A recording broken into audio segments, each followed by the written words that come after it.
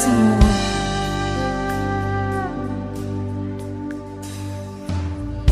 Minha casa será uma casa de bênção. Aleluia. Minha casa será um pedaço do céu.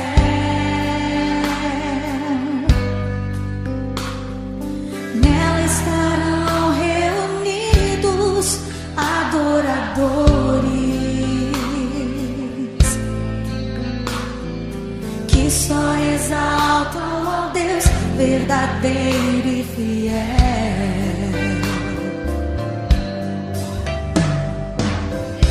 Minha casa será reconhecida como um lugar de milagre e oração,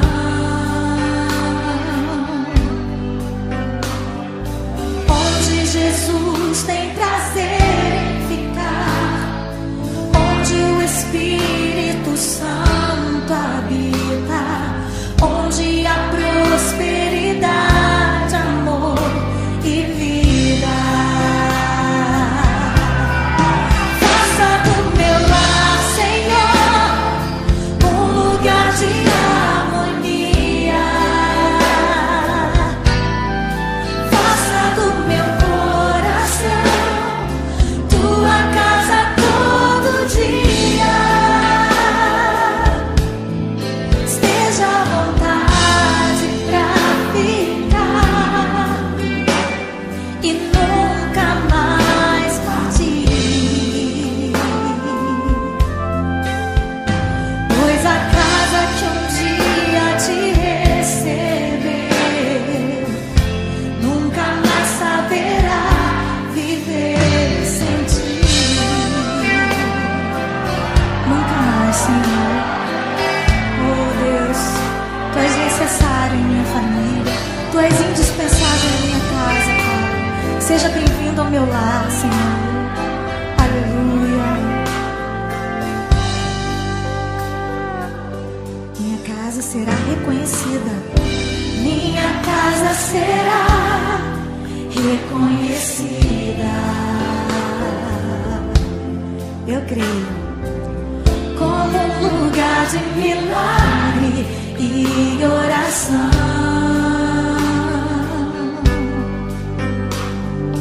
onde Jesus tem prazer em ficar, onde o Espírito Santo habita, onde há prosperidade, amor e vida. Aleluia. Faça do meu lar, Senhor, um lugar de harmonia. Faça do meu coração tua casa todo dia. Esteja à vontade pra ficar e nunca mais partir, pois a casa que um dia te recebeu nunca mais saberá viver sem ti. Faça do meu lar, Senhor. Faça do meu lar, Senhor, um lugar de harmonia.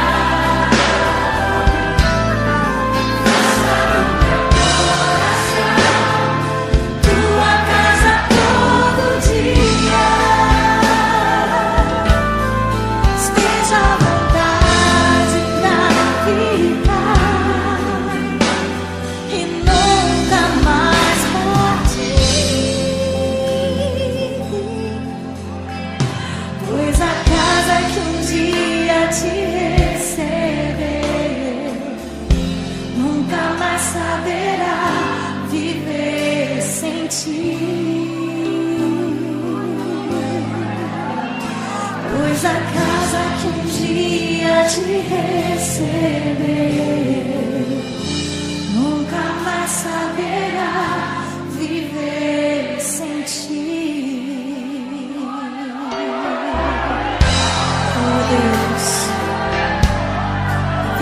conosco, Senhor. Fica com as nossas famílias. As nossas famílias pertencem a Ti, ó Deus. Aleluia.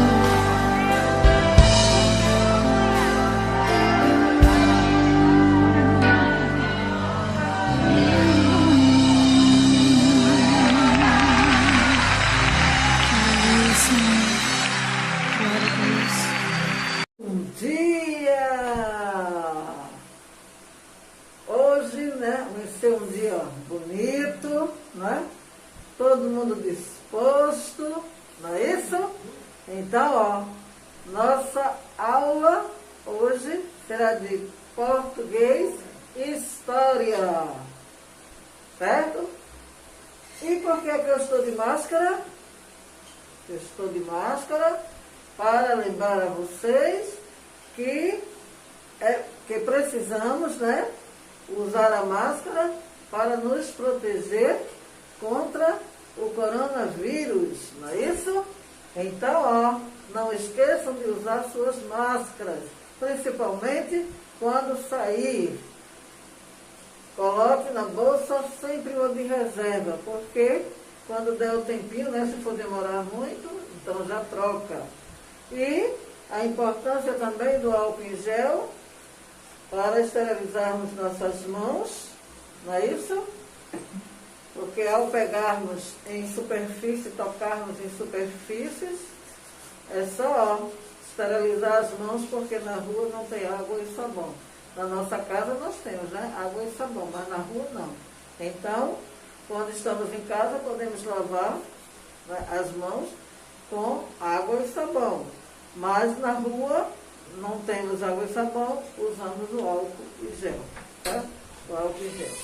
Então, por isso que eu estou de máscara, né? Para lembrar a vocês. Agora, estou sozinha, vou tirar a máscara, colocar para lavar e vamos começar nossa aula, né? Mas antes disso, eu vou colocar a agenda. Aqui está a agenda, né? História no livro, na página 436 até a 438. E português no livro, página 106 e 107. Ok? Então, Deus é tudo, né? Nós iremos começar com o português, certo? Aqui português. E vamos trabalhar, né, um pouquinho com o modo subjuntivo. Nós vimos o modo indicativo, que é aquele modo que indica certeza, né? E os tempos do modo indicativo são presente, pretérito perfeito, pretérito imperfeito, pretérito mais que perfeito, futuro do presente e futuro do pretérito. São 6 tempos, né, do modo indicativo. Já o modo subjuntivo, ele só tem 3 tempos, que é o modo, que é o tempo presente, pretérito imperfeito e o futuro, certo? Então aqui, eu coloquei aqui o modo subjuntivo, o verbo partir, né? Partir. A primeira conjugação termina em ar, a segunda termina em er e a terceira termina em ir. Então, partir pertence à terceira conjugação, não é? Que é aqui o verbo, e esse verbo aqui, partir, está no infinitivo impessoal, não é isso? Aí aqui nós temos o presente do modo subjuntivo. Que eu parta, o verbo é partir, né? Que eu parta, que tu partas, que ele parta. Que nós partamos, que vós partais e que eles partam, certo? Aqui é o presente do subjuntivo. O pretérito imperfeito do subjuntivo é se, né? Se, porque o modo subjuntivo, ele indica uma incerteza, uma possibilidade. Então, se eu partisse, se tu partisses, se ele partisse, se nós partíssemos, se vós partisseis e se eles partissem. Então, aqui é a conjugação do verbo partir no presente, né? O pretérito imperfeito do subjuntivo. E vou também conjugar o verbo, né? O verbo partir no futuro. Então, vocês estão vendo aqui que o presente é que eu, que tu, que ele, que nós, que vós e que eles. No pretérito imperfeito é se eu, se tu, se ele, se nós, se vós e se eles ou elas, não é? Então, sempre tem aquele se ou que, não é? Então, que eu parta, que tu partas, que ele parta, que nós partamos, que vós partais e que eles partam, não é? Se eu partisse, se tu partisses, se ele partisse, se nós partíssemos, se vós partisseis e se eles partissem, certo? E nós temos também o futuro, não é? O futuro nós temos do subjuntivo. Quando eu partir, quando tu partires, quando ele partir, quando nós partirmos, quando vós partirdes, quando eles partirem. Então, eu vou colocar aqui, né? Então, copie esse daqui, o verbo partir no subjuntivo do presente, o verbo partir do subjuntivo, do modo subjuntivo, no pretérito imperfeito, que eu vou colocar o futuro, certo? Então, copiem aí. Aqui nós temos o futuro, certo? E o futuro do subjuntivo é justamente, né, quando. O futuro do subjuntivo é quando eu, não é? Quando tu, quando ele, quando nós, quando vós, quando eles ou elas. Então, nós temos aqui, ó, o futuro. Quando eu partir, quando tu partires, quando ele partir, quando nós partirmos, quando vós partirdes, quando eles partirem, não é? Então, quando, vocês estão vendo aqui que o futuro é quando eu, quando tu, quando ele, quando nós, quando vós, quando eles. Vocês viram que o presente é que eu, que tu, que ele, que nós, que vós, que eles. E viram que o pretérito imperfeito, né, que é o passado, é se eu, se tu, se ele, se nós, se vós, se eles. Então, estão aqui, ó, os três tempos, né? Eu coloquei os três tempos do modo subjuntivo, não é isso? Já conhecemos os tempos do modo indicativo e hoje estamos conhecendo os três tempos do modo subjuntivo, certo? Não esqueçam.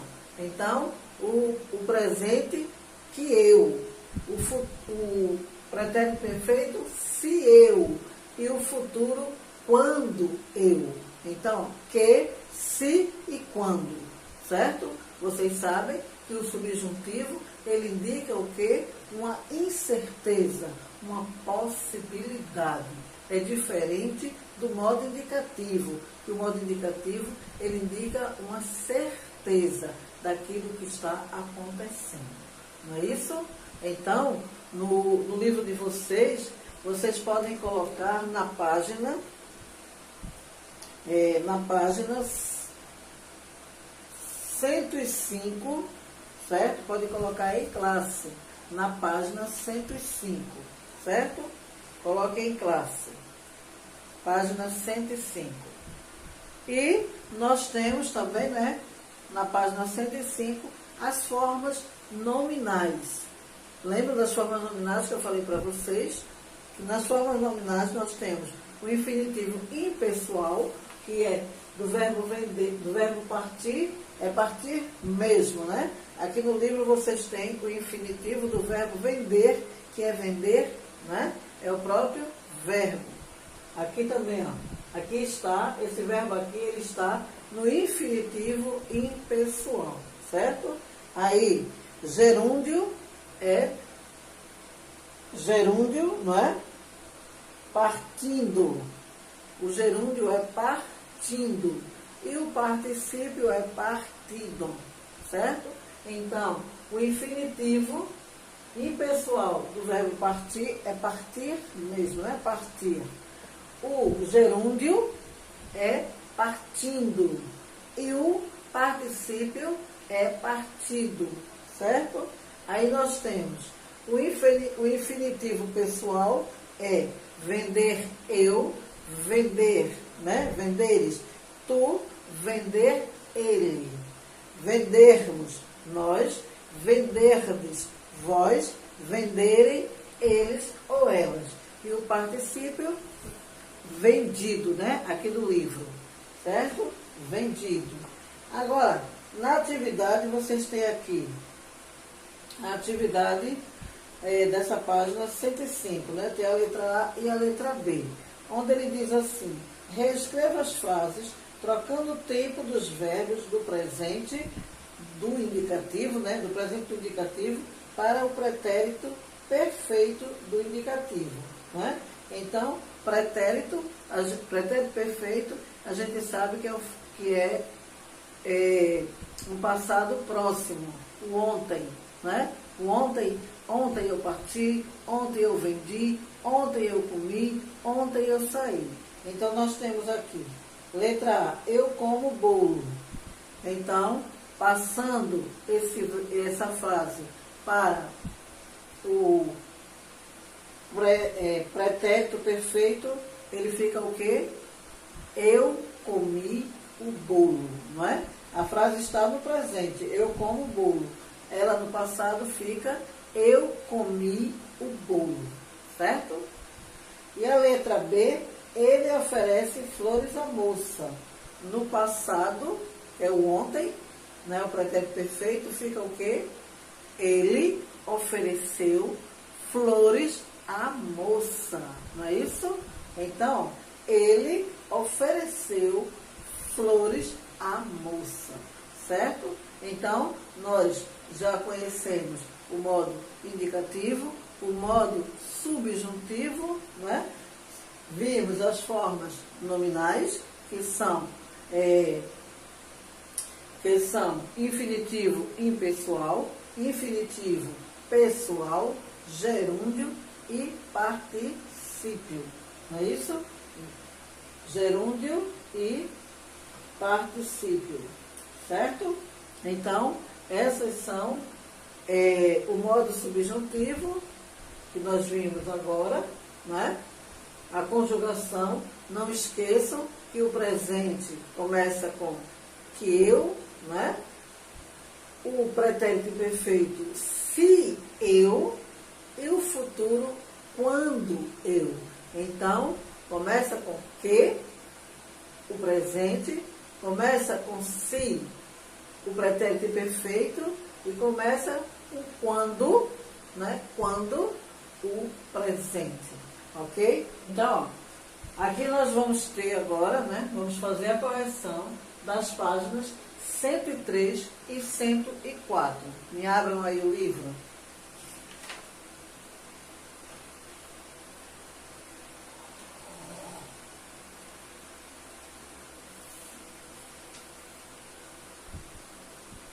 Pronto? Então vamos começar. A primeira questão tem: complete estas frases com o verbo amar no presente do indicativo. Então, letra A, presente do indicativo é hoje, né? Então, letra A, eu amo, tu amas, ele ama, nós, ela ama, nós amamos e vós amais, certo? Essa é a resposta. Desculpa. Então, nós temos na letra A, né?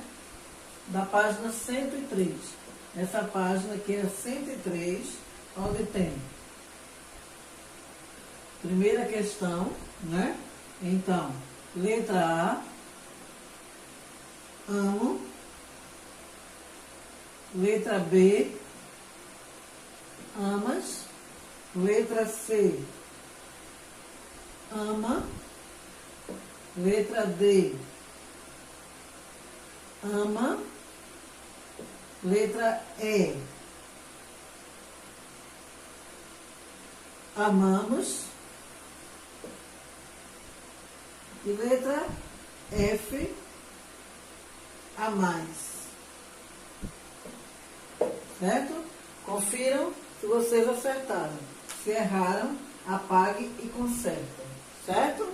Só não pode permanecer no erro. Ok? Agora vamos para a segunda questão. Na segunda questão, certo? Segundo quesito, nós temos: complete as frases com o verbo em parênteses, no tempo indicado. Então, os meninos, o verbo é acordar no pretérito perfeito indicativo. Então, os meninos acordaram. Então, o segundo, letra A, acordaram. Letra B, eu levarei, não é, doces para casa. Então, ó, no futuro, levarei doces para casa, certo?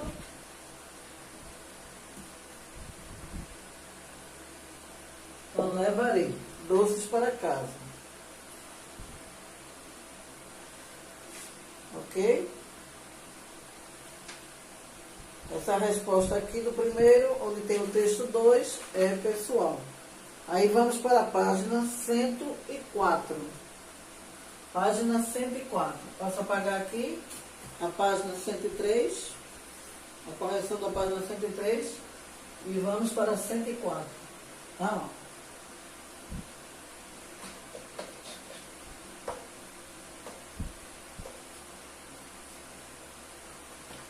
Na página 104, a primeira questão nós temos, certo?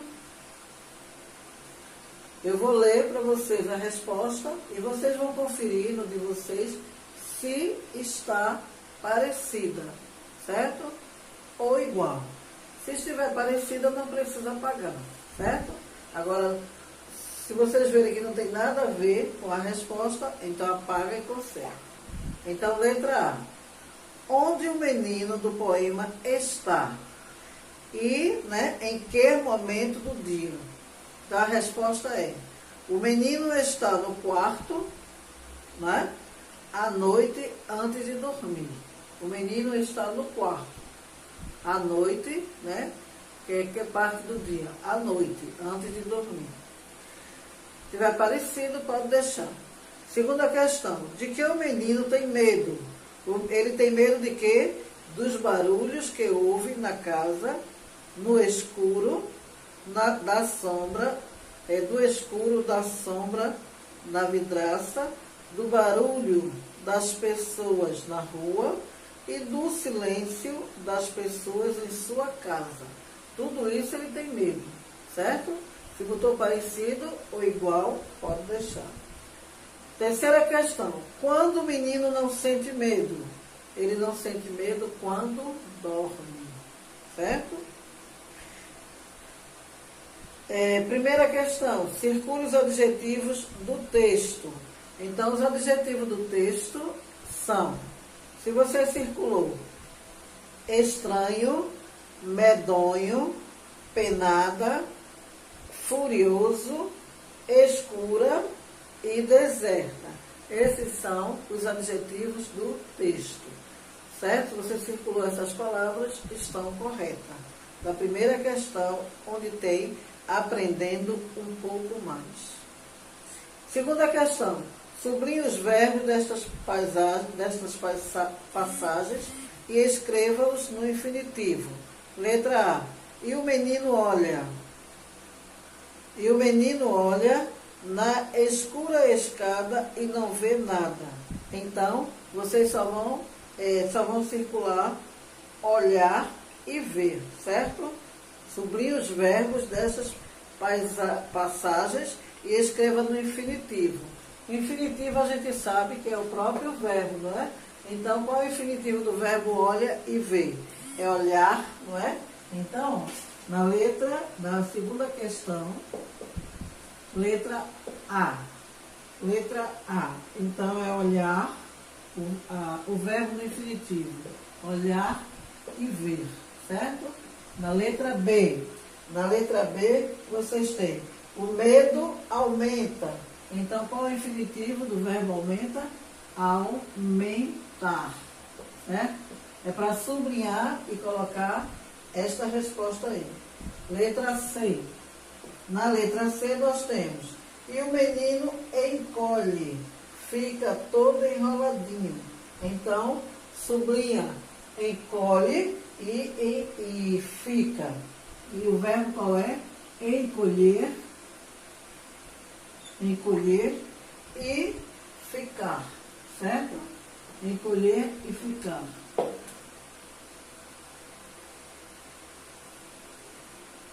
Pronto. E aqui é só a leitura dos verbos, não é isso? Então tá aí a correção da página 103 e 104 do livro de português, certo?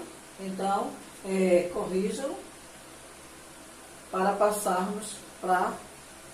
Corrijam aqui para passarmos para a história, certo?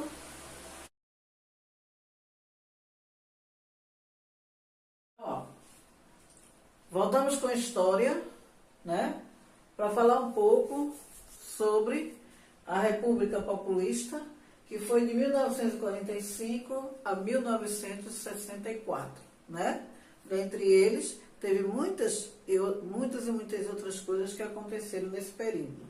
Então, nós sabemos que após o fim do Estado Novo, né, em 1945, o presidente da República, os governadores e os prefeitos voltaram a ser escolhidos pelo povo, não é isso?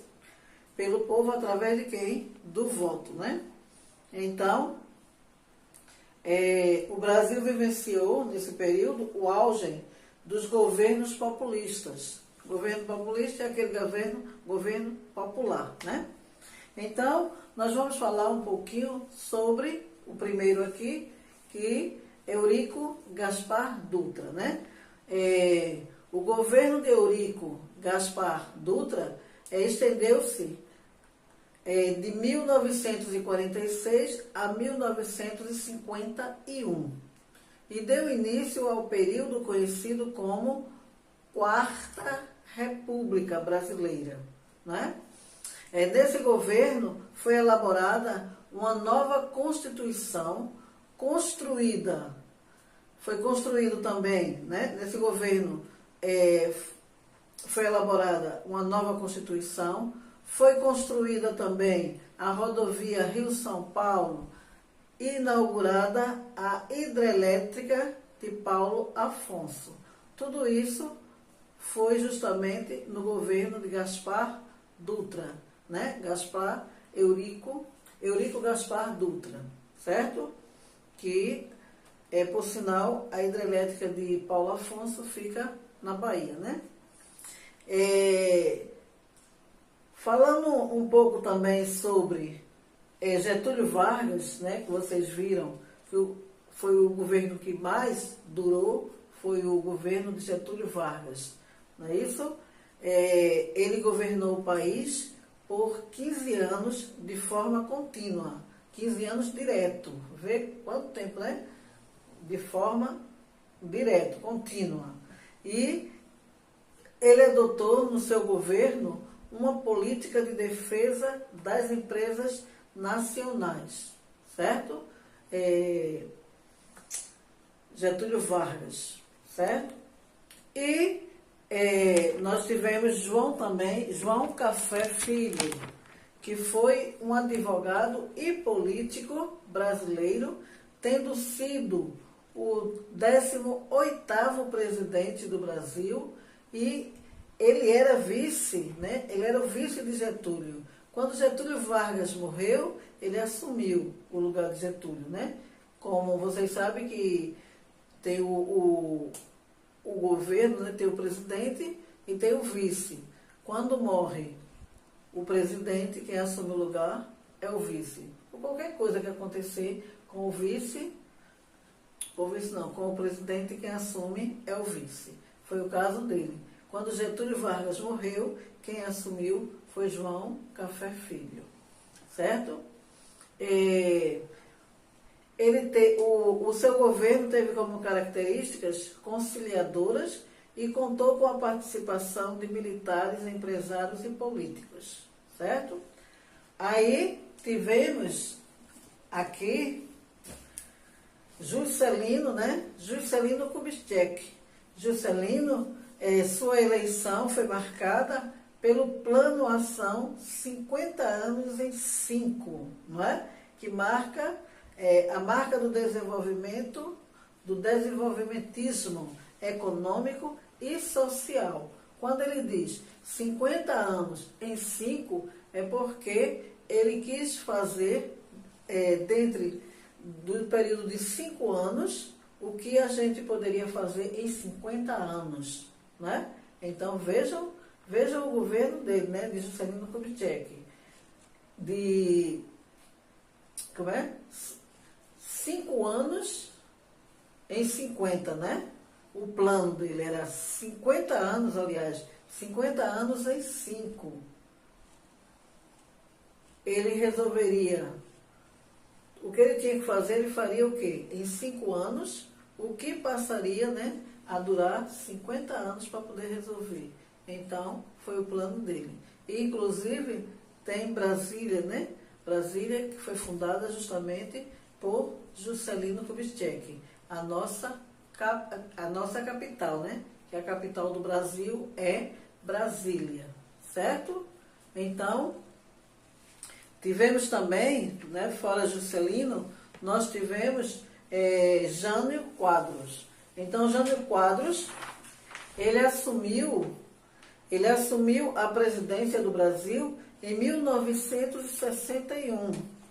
E seu governo foi considerado confuso, desorganizado e marcado por uma série de medidas extremamente impopulares,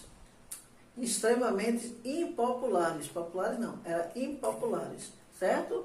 Procurou governar sem aliança com partidos e sem apoio do Congresso Nacional. Então, as pessoas se afastavam dele, né?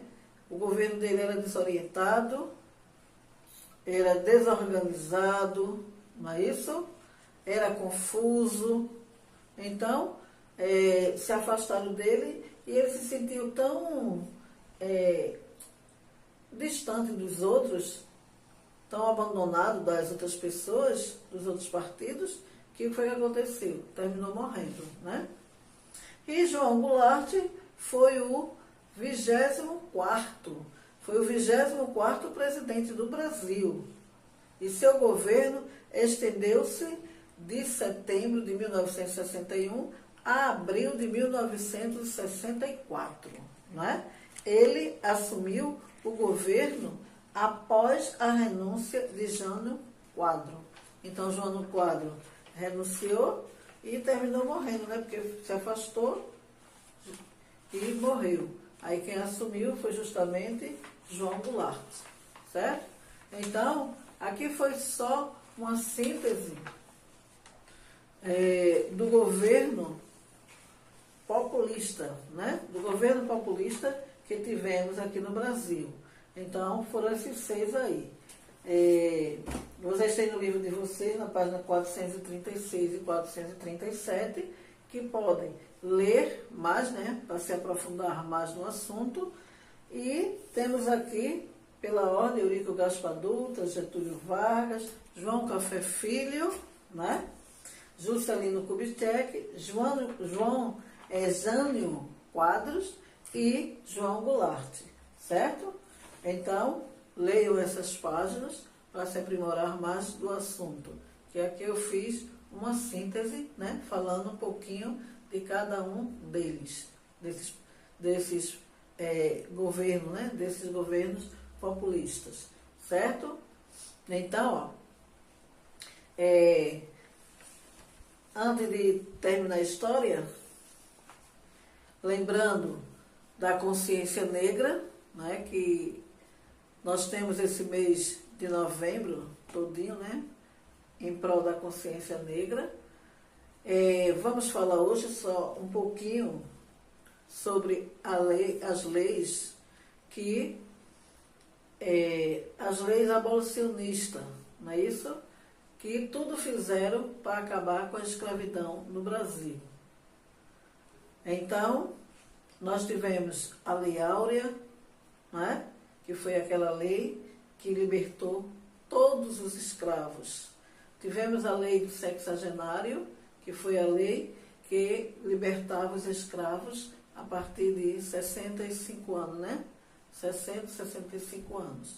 E tivemos a lei do ventre livre, que era aquelas crianças, os escravos, né, que estavam para nascer, sendo que eles ficavam, né, na custódia dos senhores de engenho até os 18 anos.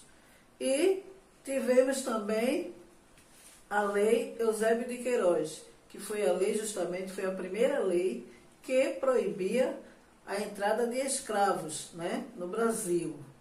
Então, a lei Eusébio de Queiroz, ela proibia a entrada de escravos para o Brasil. Então, como eles queriam acabar com a escravidão, eles começaram logo com a lei Eusébio de Queiroz, proibindo a entrada, porque os escravos eles não vinham da África, então foi proibida a entrada desses escravos para o Brasil, certo? Então, não entrava mais ninguém que fosse do tráfico de escravos para cá. Era proibido. E todas essas leis trabalharam em prol da libertação dos escravos. Como eu já disse, os escravos não eram só os negros. Tinha negros e tinham brancos, né? Mas quando eles se sentiam, eles já estavam tão assim naquela vida de escravos, que quando eles receberam, né, através da Lei Áurea, a carta de alforria, o que foi que aconteceu? Eles não sabiam o que fizesse, não sabiam para onde ir. E foi difícil, né, a vida deles lá fora, porque eles estavam acostumados a uma vida e lá fora era uma totalmente diferente da vida que eles tinham. Os castigos que levavam, né, quando fugiam, apanhavam. Muitos chegavam até morrer de tanto apanhar. Então, para isso, hoje, né, para falar um pouco sobre duas leis, eu trouxe aqui para vocês, né, para mostrar a pesquisa, o trabalho que foi feito, certo? 2 alunos. Trouxe Madla, com a lei do ventre livre, vai falar, né, para explanar seu assunto, sua pesquisa. Madla, com a lei do ventre livre.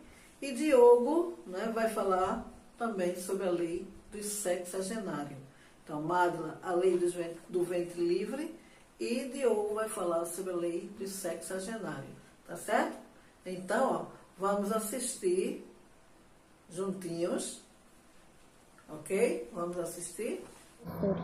Hoje eu vim falar sobre a lei do ventre livre. Foi uma lei abolicionalista que pregava a libertação para os seus filhos de escravos que nasceram a partir da data em que a lei foi vigorada, conhecida também como a Lei Rio Branco.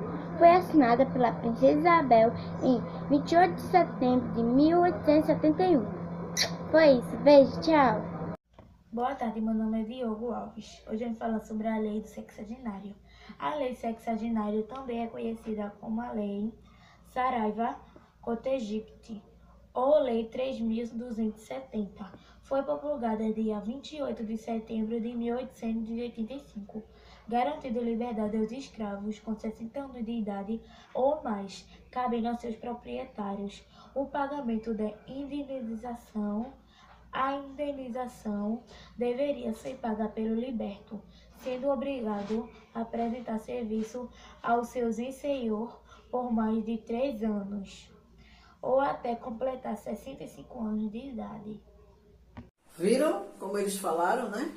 Sobre a explanação de Magla sobre a lei do ventre livre, né? Que ela explicou o que foi a lei do ventre livre. E Diogo também explicou a lei do sexagenário. Então, estão de parabéns, certo? Continuem caprichando. Isso aí é muito importante. Vocês estão sendo avaliados através também desses trabalhos, não é? Não esqueçam, antes de terminar, da devolução das tarefas quando for marcada o dia para devolver. Não esqueçam de mandar as fotos para o grupo, porque tudo isso vocês estão sendo avaliados, tá certo?